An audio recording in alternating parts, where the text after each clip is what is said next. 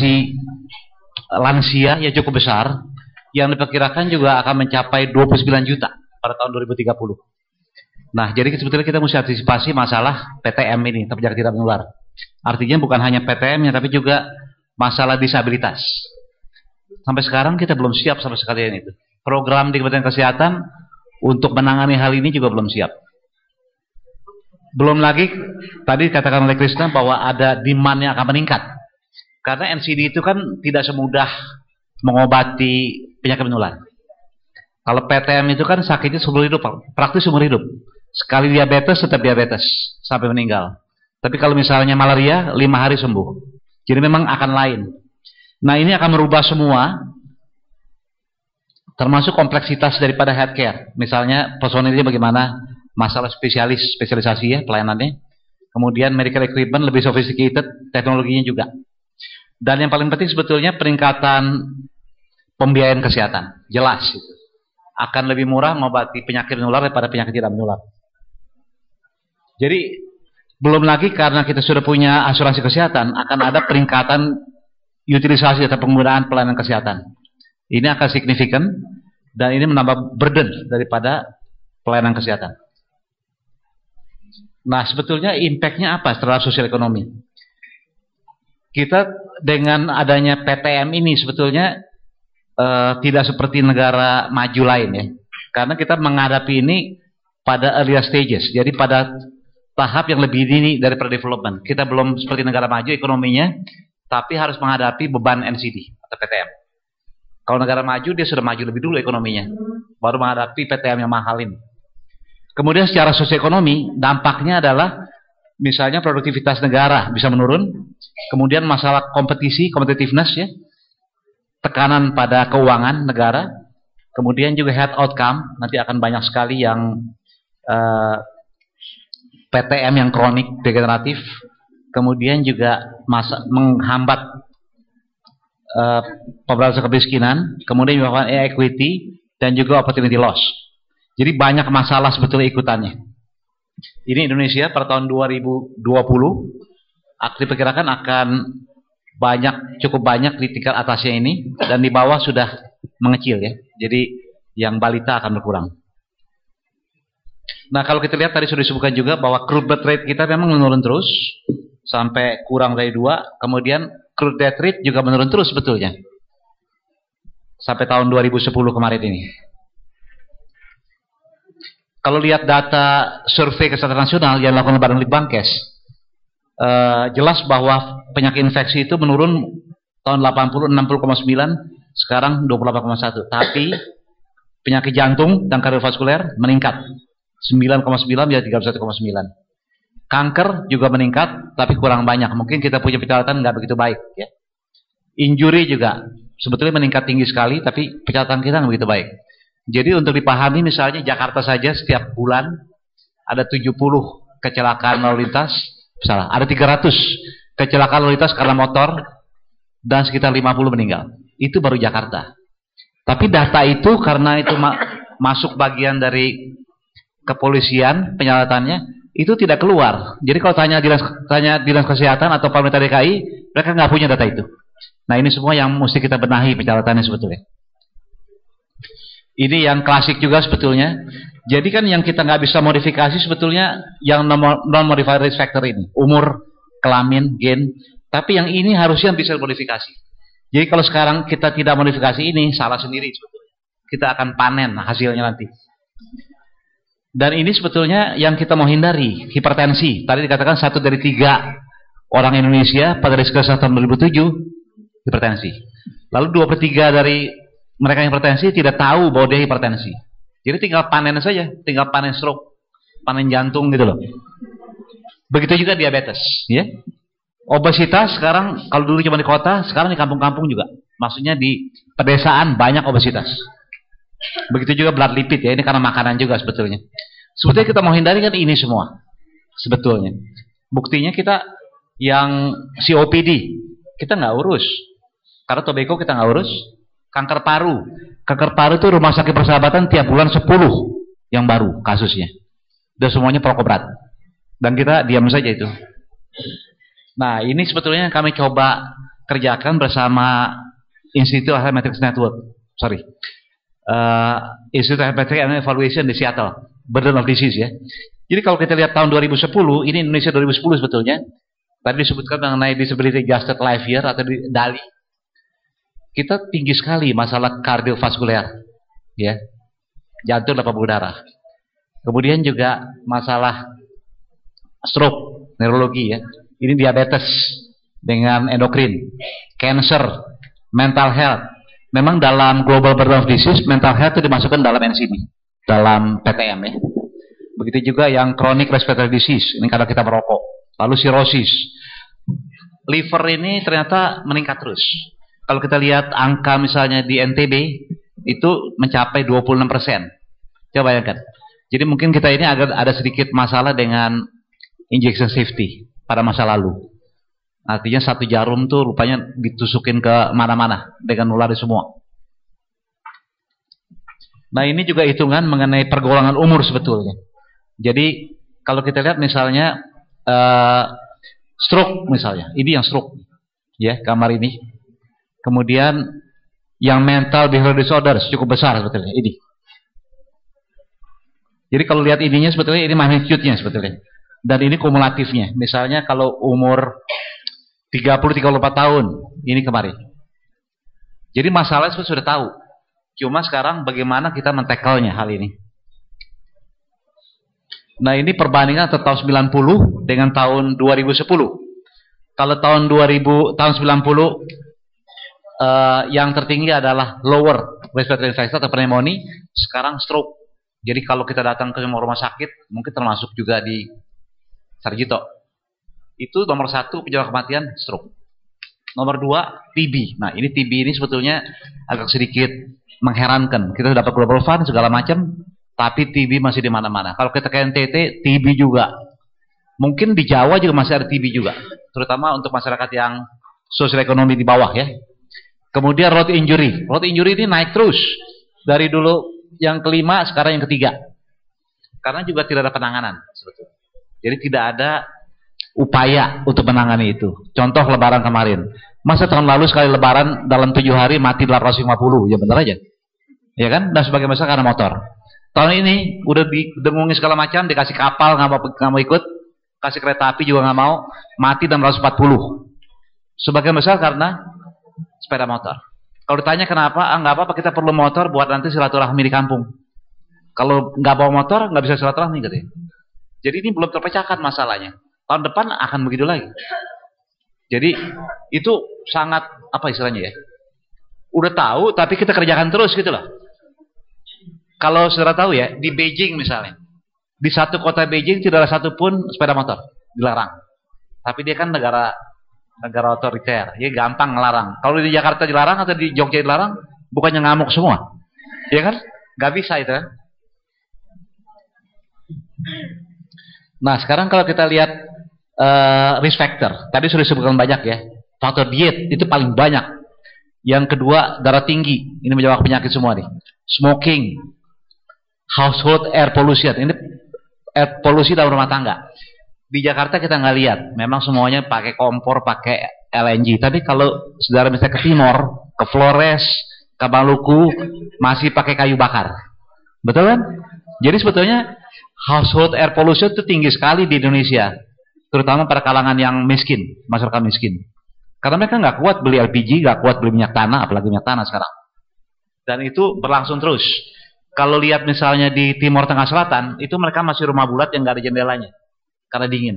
Tapi dapur di dalam dan pakai kayu bakar. Jadi yang begitu respiratory infection tinggi pada anak-anak juga. Ini semua masalah masih ya.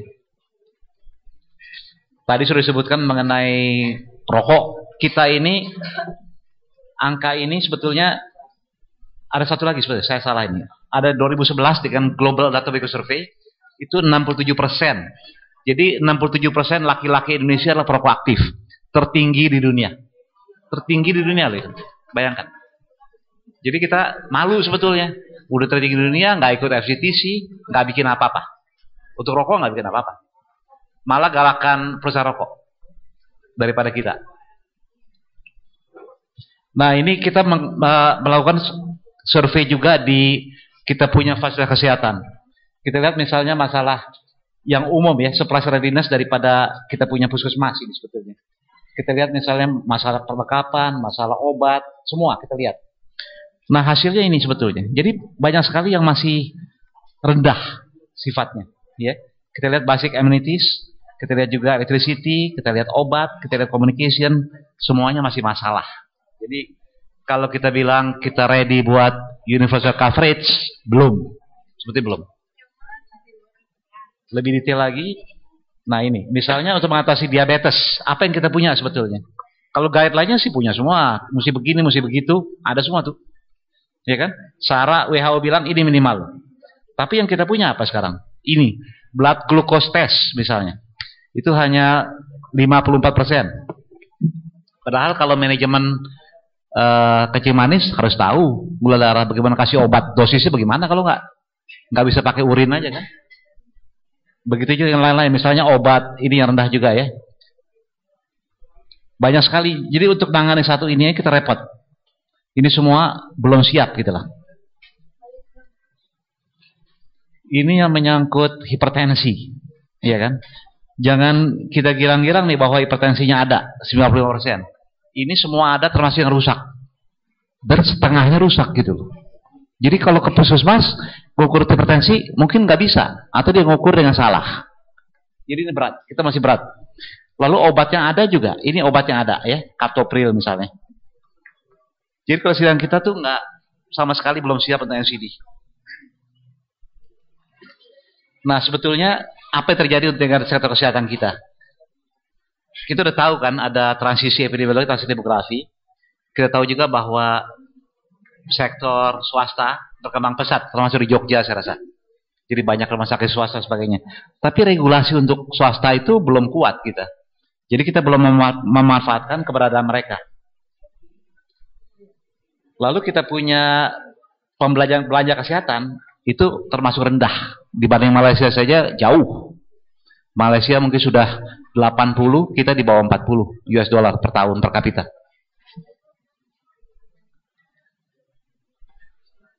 Nah strateginya apa? Dari tadi kita udah ngomong strateginya. Kristen juga ngomong strategi.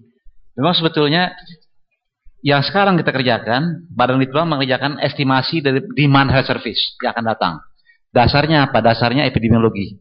Jadi kalau banyak PTM, penyakit tidak menular, tentu demandnya beda. Akan meningkat terus. Karena sekali sakit, sakit terus dia. Nggak ada sembuh. Lalu implikasinya juga kita mesti pelajari. Ini sedang dibuat sebetulnya. Untuk peran publik sektor publik dan sektor swasta. Lalu bagaimana pembiayaan dari ini semua? Tentu ada BPJS, ada JKN, tapi tahu kan, yang kita dulu harapkan satu malam universal coverage Indonesia, sekarang diperkirakan baru tahun 2019 universal coverage. Ya kan?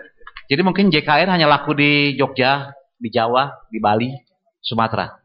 Yang lain belum. Lalu masalah equity. Kita teriak-teriak misalnya Taman Nasional Komodo udah dapat segala macam, dapat sertifikat untuk National Heritage segala macam. Tapi tidak ada satupun fasilitas kesehatan ataupun personel kesehatan di seluruh Kepulauan Komodo. Coba bayangkan. Kalau turis sesuatu terjadi, apa terjadi? Dia bawa ke Labuan Bajo, di Labuan Bajo tidak terdapat rumah sakit. Itu ibu kota Kabupaten Manggarai Barat. Kalau mau ke rumah sakit, jalan lagi 4 jam lagi ke Ruteng. Itu keburu tewas kalau itu. Ibu hamil aja kalau berdarah tewas itu kalau 8 jam. Jadi kita belum siap. Kemudian masalah efisiensi, kemudian intinya tuh sebetulnya kita mesti strengthen sistem dengan harapan yang private itu ikut mendukung untuk mereka yang mampu. Tapi yang miskin tanggung jawab pemerintah tentu. Nah ini satu exercise di Jawa Tengah. Jadi kita lihat sebetulnya jelas non-communicable disease itu merajai sudah 63%. Sekarang tambah banyak lagi mungkin. Dan ini menyedot sebetulnya akan meningkat terus. Jadi memang udah jelas bahwa yang non-communicable disease ini udah nggak bisa dihindari lagi. Kita harus siap untuk menghadapi ini semua. Dan ini high cost tentu untuk treatmentnya. Dan ini akan sebetulnya kalau kita punya asuransi jalan yang tidak baik, ini akan menguras kantong masyarakat. Jadi sebetulnya kita harus menghitung juga kebutuhan untuk tempat tidur dan juga skilled manpower ya. Karena ini akan meningkat kebutuhannya.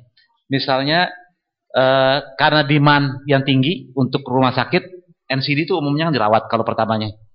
Jadi akan ada shifting daripada demand itu ke penyakit yang mahal.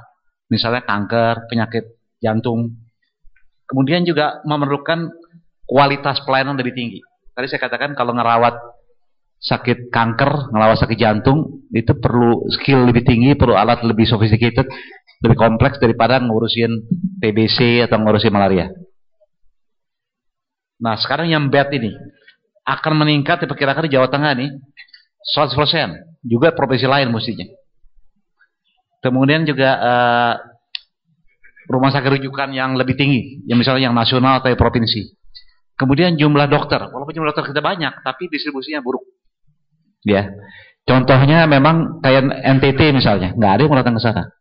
Tapi kalau Riau penuh, PTT-nya penuh. Kalau Jawa nggak dibuka memang PTT-nya kan. Tapi sekarang bagaimana terjadi dengan NTT, Maluku, Papua, nggak ada yang mau datang gitu loh. Tapi Sumatera berlebihan. Ini semua yang kita harus pikirkan sebetulnya.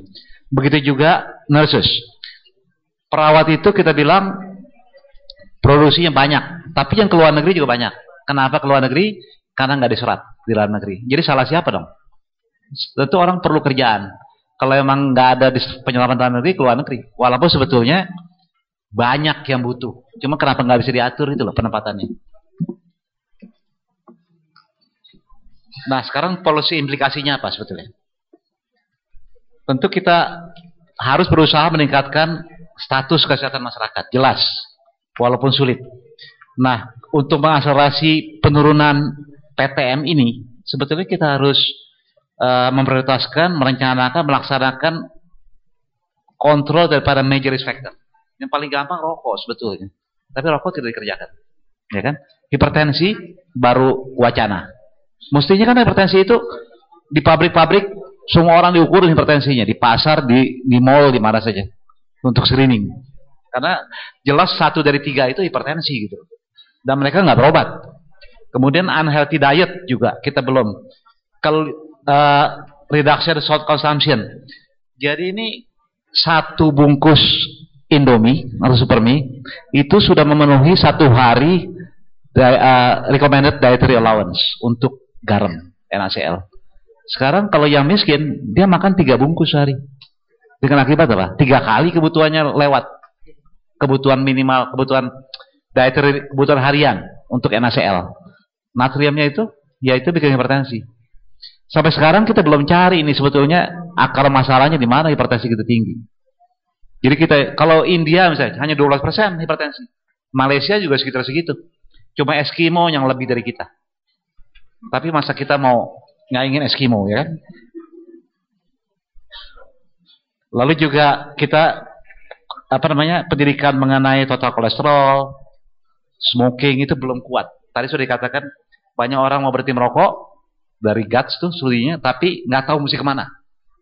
Ya kan? Untung di Gajah Mada ada Ibu Yai yang cerita tentang rokok terus kan, bikin klinik dan sebagainya. Tempat lain mana ada?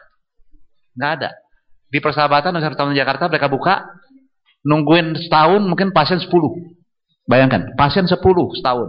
Akhirnya tutup sekarang. Yayasan kanker juga begitu. Karena katanya kalau orang ke sana stigma, dibilang tutup perokok berat gitu loh. Jadi mereka malu untuk masuk.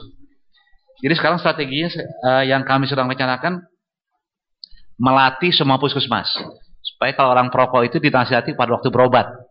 Jadi tidak ada stigma. Mereka pikir orang berobat, padahal dikasih konseling rokok supaya nggak ngerokok. Nah, kita masih masalah. Tadi dibilang ada double burden, triple burden. Kita masih masalah nih, masalah dari communicable disease. Diare masih banyak, TB masih banyak, typhoid meningkat terus di kota-kota karena hygiene kita masih belum baik ya, malaria, HIV, belum lagi yang re-emerging disease. Nah ini semua. Belum lagi cerita tentang neglected tropical disease, filariasis, tinggal Indonesia di Asia Pasifik. Budget nggak ada. Filariasis. Frambusia, tinggal Indonesia dan Timur Timur. Di Asia Pasifik nih, nggak ada. Yang lain nggak ada udah. Jadi banyak sekali hal-hal yang sebetulnya mudah mestinya, tapi nggak dikerjakan. Skistosomiasis di Danau Lindu di Sulawesi Tengah, dari dua kampung itu dua subdesa, sekarang menjadi 2 kecamatan. Karena nggak diurus, nggak ada programnya, nggak ada apa-apanya pokoknya. Nah, tadi sudah saya katakan bahwa sebetulnya kita perlu riset.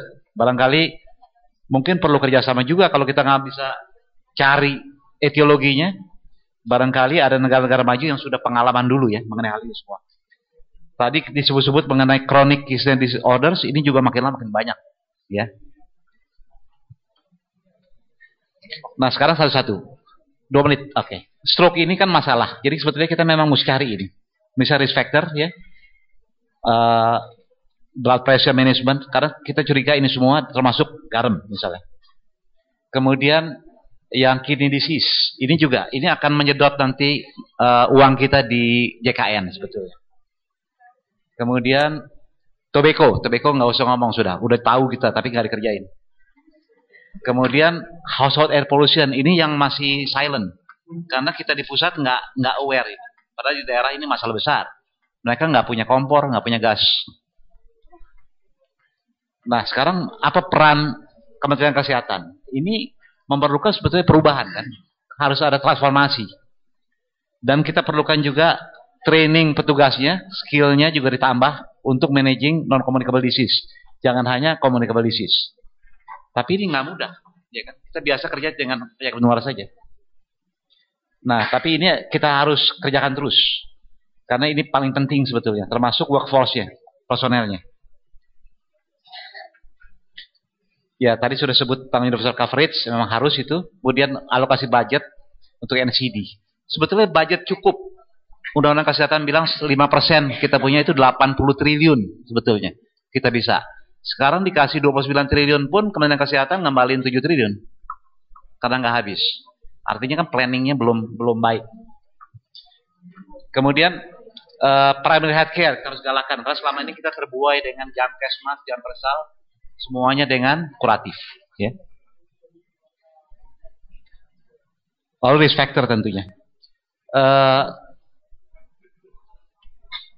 Oke, ini sebetulnya implikasi untuk JKN kita juga harus siapkan, karena ini kita nggak mau sebetulnya biaya asuransi kita habis disedot oleh PTM ini.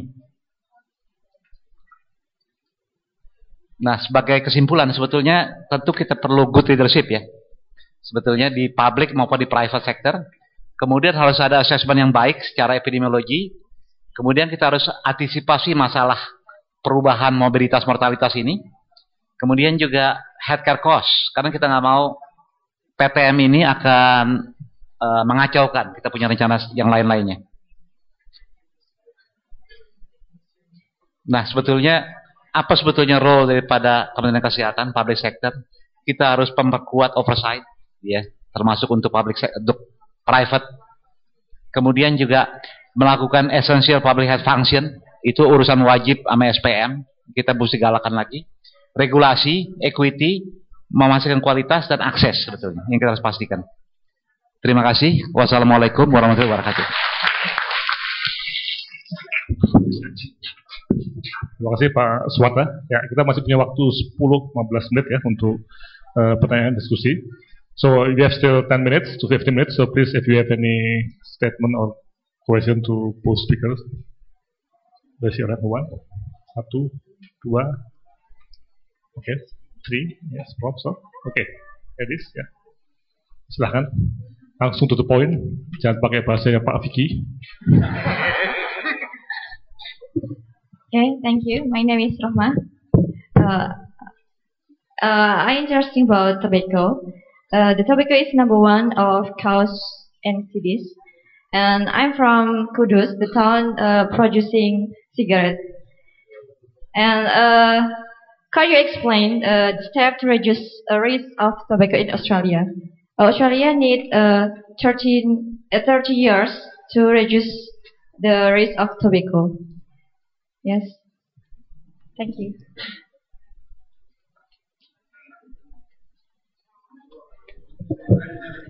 Thank you very much. My name is Robert. I'm Timorese. I school at Health Policy and Management Gajah Mada University.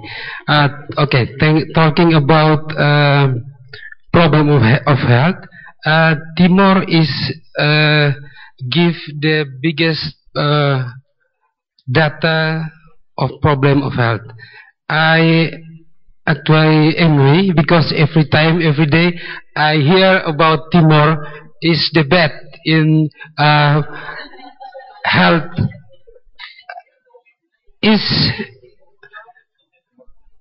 Who's make the problem actually? Is the police or the people in the Timor? Thank you very much.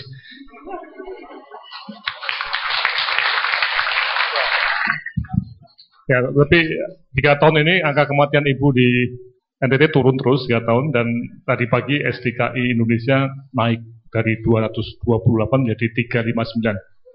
Wow. Tapi NTT turun, Pak. Ya, silakan. Please, Profesor.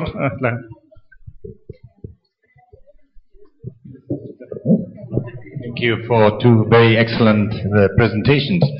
I have a question regarding screening. Very often, if I listen to presentations, the role of screening in NCD is downplayed, and sort of the policy radicals go for primary prevention.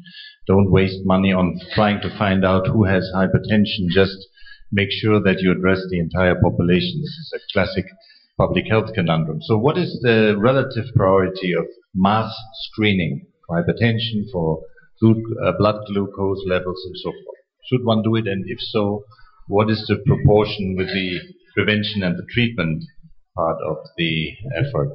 Thank you. Chris, you can answer in English. Okay, answer in English or in Bahasa? Okay. Kalau saya menangkap pertanyaan pertama dengan betul, kenapa kok dibutuhkan 30 tahun untuk menurunkan jumlah perokok di Australia? Sebenarnya, it is a slow process. You can't go faster than the community will accept. So you can't introduce bans on tobacco smoking in restaurants pada awalnya, because everybody still eats and smokes in the restaurant. So you have to do it per tahap-tahap. And at the start, the fall in the rate of smoking is not very fast. So, Australia started by introducing bans on tobacco advertising. Well, that doesn't make much difference. It maybe reduces new smokers, but it doesn't change old smokers. And then, efforts to get current smokers to give up, advertising, quit campaigns. Only gradually then can you say, all right, we can ban tobacco smoking in restaurants, in hotels, when already the number of smokers has fallen.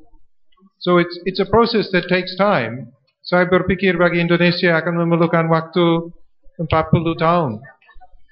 So selama ini semua sekarang yang perokok akan nanti jadi pasien, akan beban pada sistem pelayanan kesehatan. Okay, Indonesia Timur, siapa yang who is at fault? Yes, siapa yang menyala?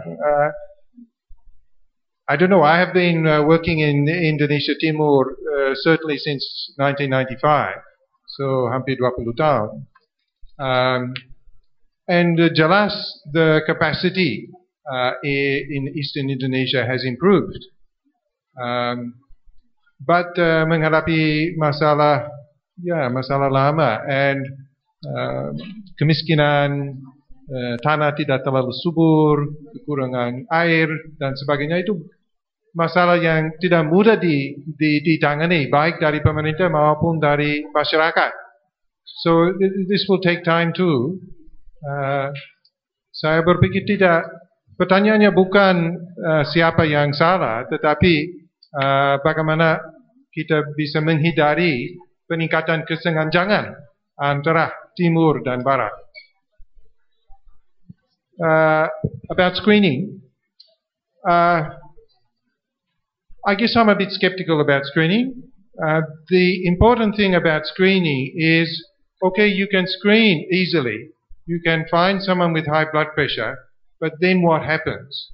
Does that person go and do anything? We had quite a lot of screening early on in Australia. No doubt you had in Germany. But I think in general, people would be screened, they'd find their blood pressure was up, they may or may not do anything about it. Perhaps after a while they go back to their doctor, he checks the blood pressure and says, oh no, the blood pressure's all right, you didn't have anything to worry about. Because remember, one blood pressure reading is not reliable. One blood pressure reading, seringkali, pertama kali kalau mengukur tekanan darah tinggi, mengukur hari berikutnya, seminggu berikutnya, menurun diri sendiri. So yeah, I think there are issues about screening. Screening is maybe more about peningkatan kesadaran. It's more about a communication process than really detecting and treating. Itu pendapat saya saja.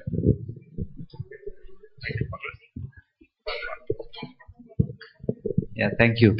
Actually, I work in East Nusa Tenggara for 16 years, including West Timor.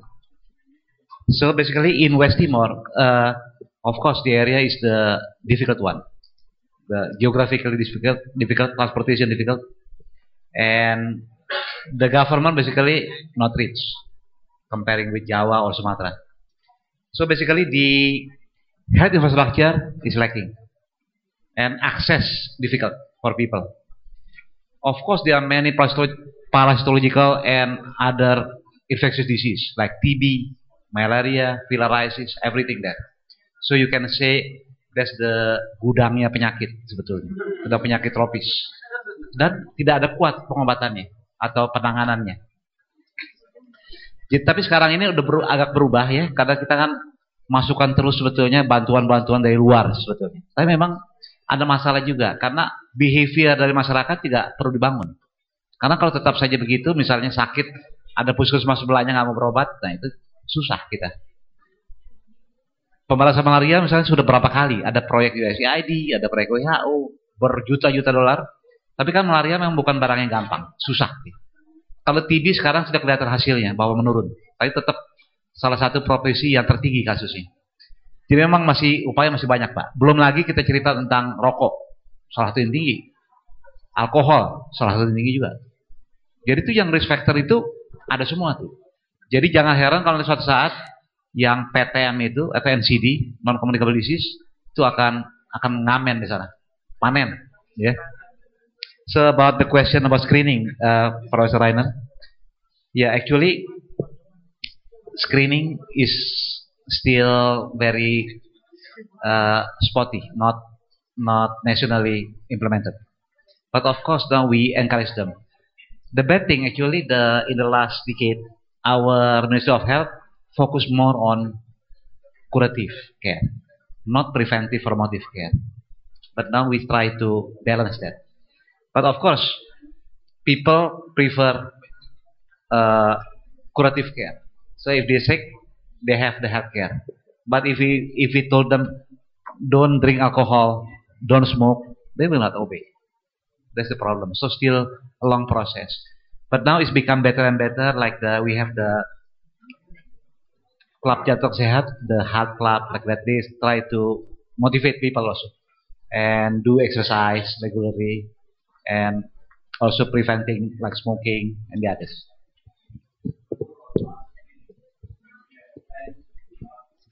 No, only for, we do mass screening now only for the communicable, like for TB. Okay, I'm sorry, the time is our limit. Now we have to close this session. But before closing, I have some conclusions. One, the NCD is a real threat to Indonesia in terms of the prevalence. Also, the risk factors is increasing, and ultimately the cost of treatment is so huge compared to communicable disease. Number two, if you look at health system in Indonesia, it is not ready for NCD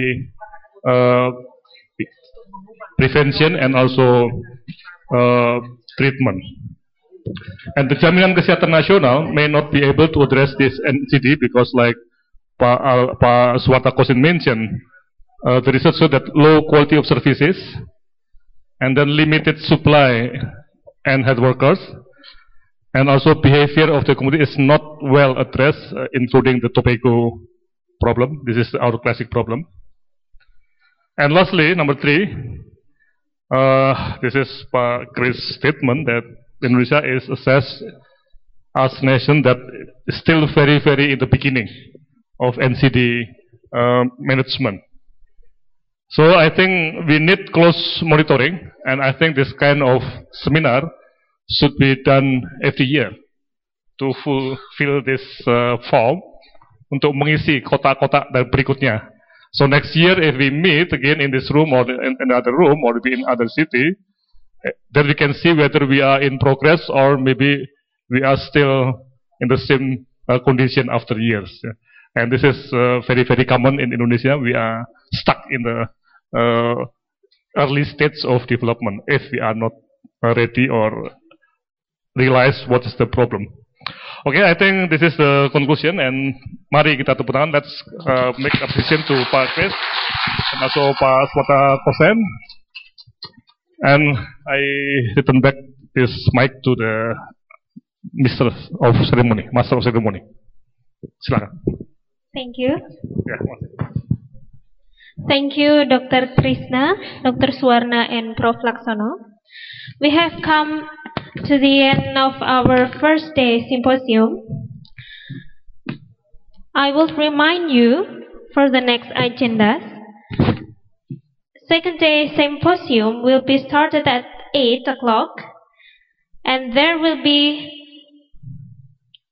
summarization of the first day, presentation session, and poster presentation. Again, special for poster presenter, I would like to invite you to check the schedule in the registration desk. I would like to thank to all of our distinguished experts from all of the country, and I do hope that we will meet again tomorrow. Thank you for the attention and participation. Good afternoon, and wassalamualaikum warahmatullahi wabarakatuh.